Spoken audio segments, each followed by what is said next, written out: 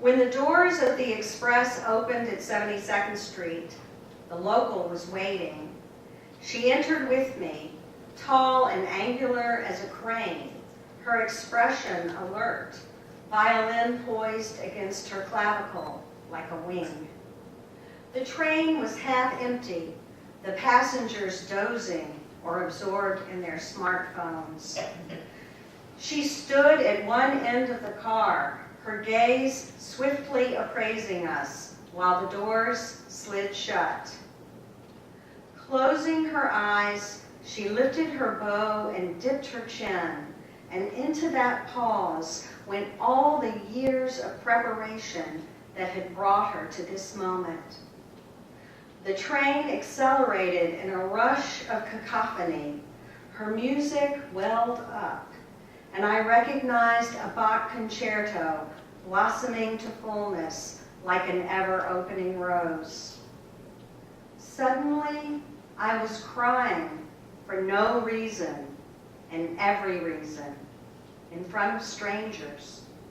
I thought of the courtroom where an hour ago I'd sat listening to testimony with fellow jurors, charged to determine the facts and follow the law. But no matter how we tried, we couldn't reverse damage or undo wrong. The music was contrast and balm, like sunlight in subterranean air. The tears wet on my cheeks, I broke into applause, joined by fellow passengers. We'd become an audience, her audience, just before the doors opened and we scattered. Making my offering, I exited, too shy to catch her eye. But she'd seen the effect her music had wrought. Its echo resounded in my memory, following me into the glory of the summer afternoon. It is with me still.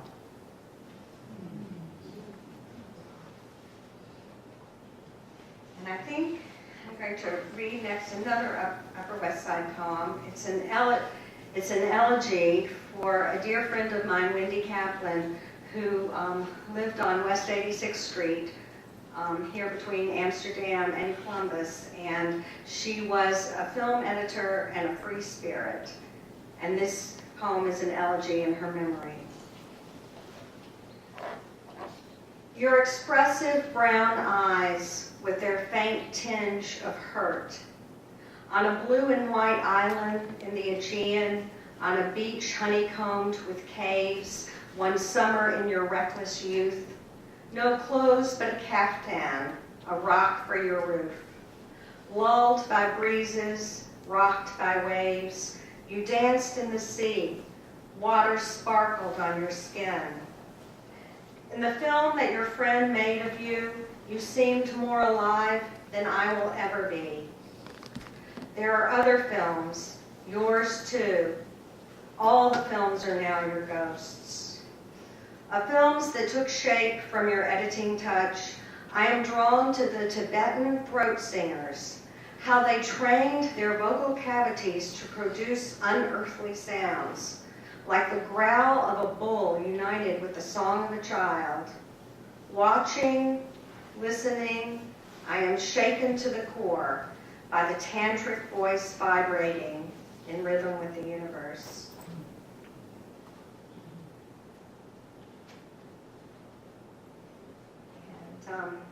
Next, I'm going to read an elegy of a sort in memoriam to Federico Garcia Lorca, and as everyone here probably knows, his most well-known work is Poet in New York, and the poem is called Poet in New York. The long June evenings hide secrets, new life shadowed by green leaves, messy and wet, delicate and fragile. On my way to a concert in the falling dusk, I pass doormen standing one by one in the entrances along 78th Street, singing love songs in Spanish and Italian. Like awnings that shelter the singers, the rain makes spaces for their melodies. I am thinking of Lorca on his birthday, spiritual descendant of gypsies and troubadours, and how he came to New York fleeing the wreckage of love and friends who called his art old-fashioned. The city was the remedy he let explode within him in all its mysterious force. His hurts were wounds to lead him to creation.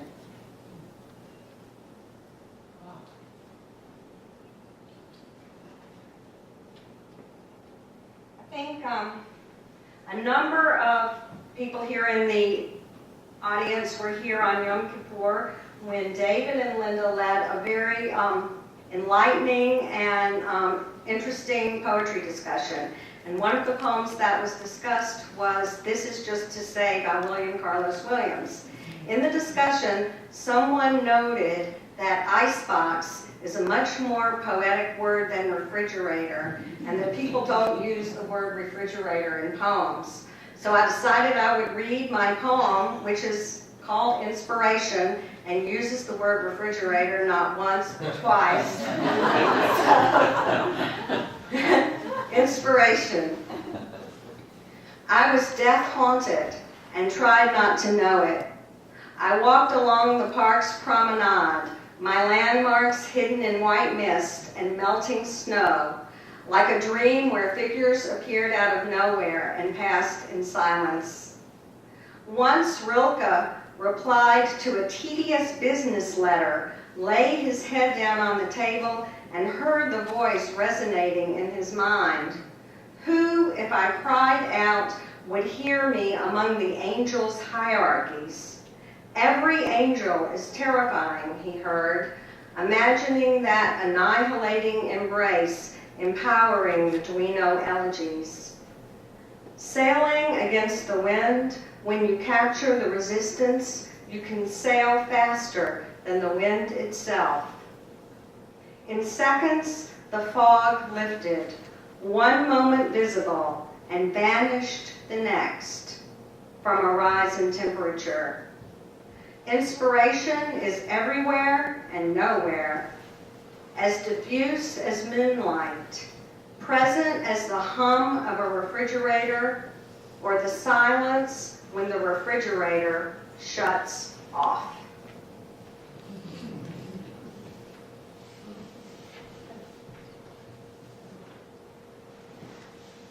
A number of poems in this collection deal with my growing up in Alabama and my family, and kind of take a look back from the present. I'm going to read one of them tonight.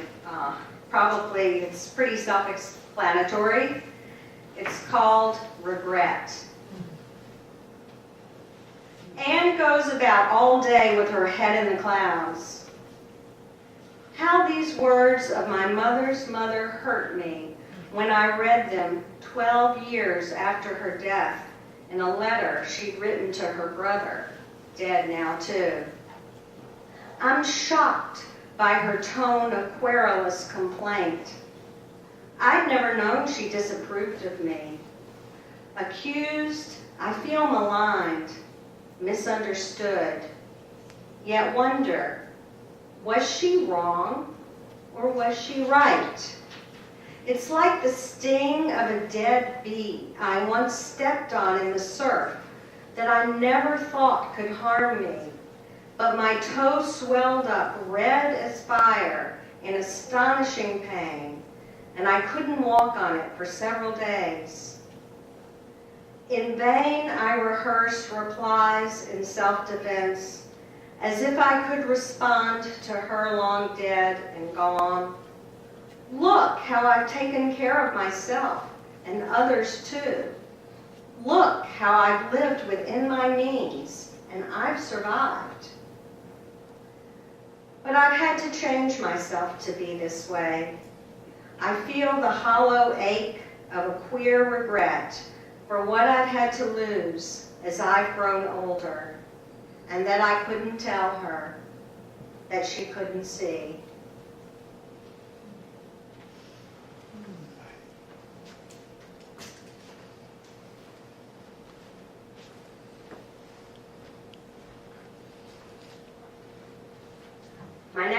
poem, I'm going to move back to New York, and this poem was inspired by a fire in our neighborhood,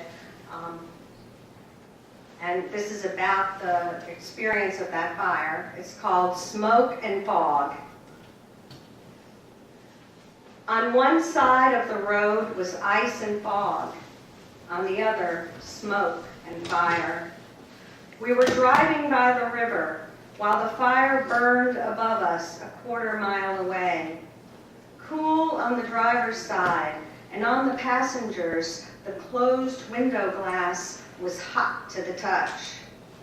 Suffocating smoke billowed into the air, suffusing the atmosphere like waterless blood. The river was clogged with flows of ice melting in a sudden thaw. Drawn out of the snowmelt, a hazy fog hung low over the water. Above our heads, above the roof of the car, the smoke from the fire met the fog off the ice. The road took us straight up the middle, as if that were a choice we were free to make.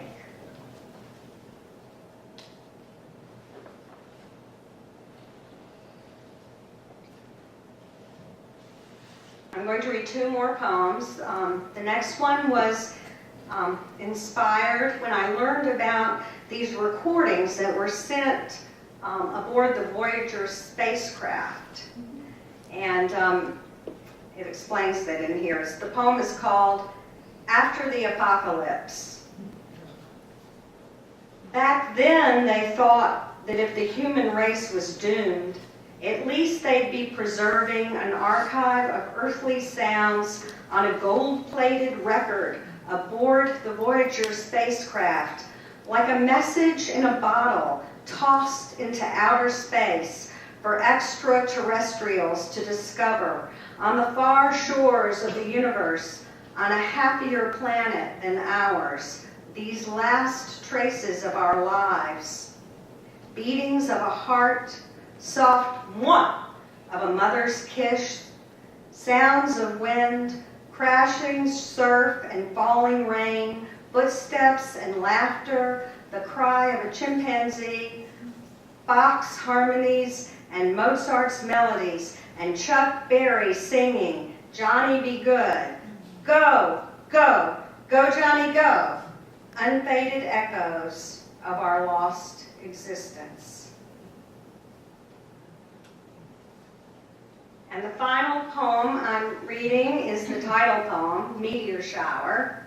And it was inspired by a family reunion on the Olympic Peninsula several years ago, which is surely one of the most beautiful places in the United States, if not the world. And we experienced the Perseid meteor shower there.